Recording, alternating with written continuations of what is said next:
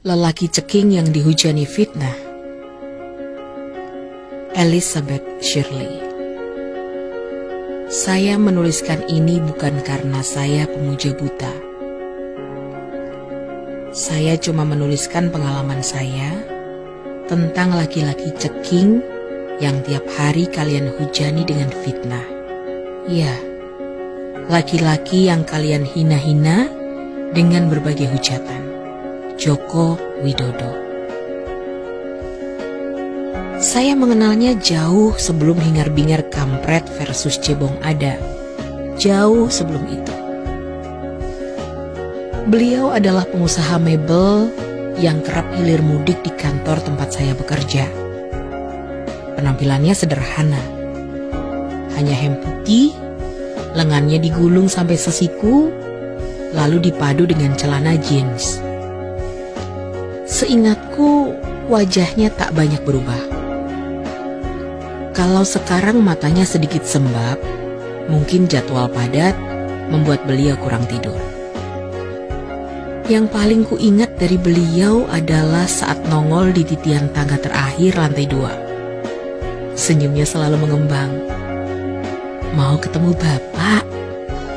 Jempolnya terangkat di antara genggaman 4 jari yang lain. Seperti kebanyakan orang Jawa yang meminta izin kepada orang lain yang dihormati. Lalu, saya akan menjawab, "Ditenggon je Pak."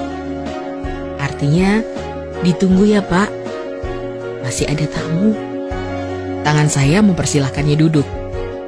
Tidak banyak bertanya, tidak banyak menuntut.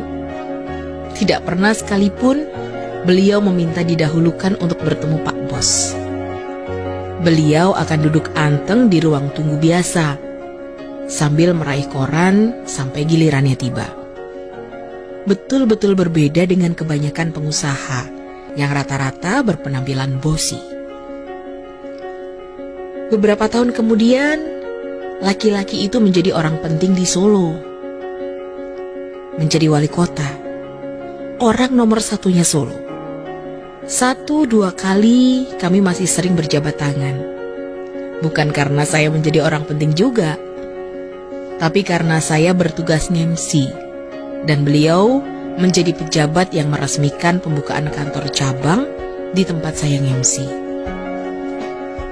Menjadi catatan emas buat saya, dari antara pejabat yang pernah ikut meresmikan kantor, cuma beliau yang gak rewel dengan rundown.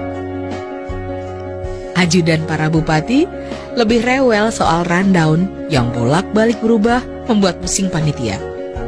Bapak ini sama sekali tidak. Ajudan hanya menelpon meminta rundown, diperiksa sejenak, lantas ajudan meneruskan pesan beliau. Bapak ngikut rundown yang ada saja. 1 dekade lebih sekian tahun, saya telah berlalu dari kantor itu. Beliau telah melangkah jauh hingga menjadi orang nomor 1 di negara ini.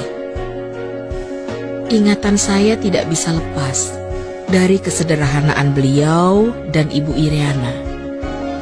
Orang-orang di seputar tempat tinggal beliau pun tahu seperti apa kesehariannya.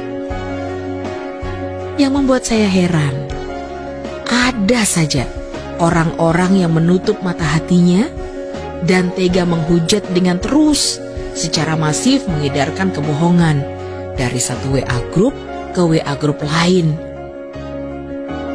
Bagi saya berbeda pilihan itu bukan aib, tapi menghujat tanpa bukti dan penuh tendensi serta hoax itu menyedihkan. Bahkan yang lebih menyedihkan, pelaku-pelaku penyebar kebohongan itu adalah orang-orang pintar yang mengaku dirinya takut dijauhkan dari surga. Saya hanya sanggup tersenyum kecut. Saya bisa apa? Hanya bagian dari kaum yang diberi stempel auto kafir, yang mimpi ngelihat emper surga saja haram. Sehat selalu Pak Joko Widodo. Kalau pilihan saya kali ini salah, setidaknya kesalahan saya ini adalah kesalahan yang paling sadar saya lakukan.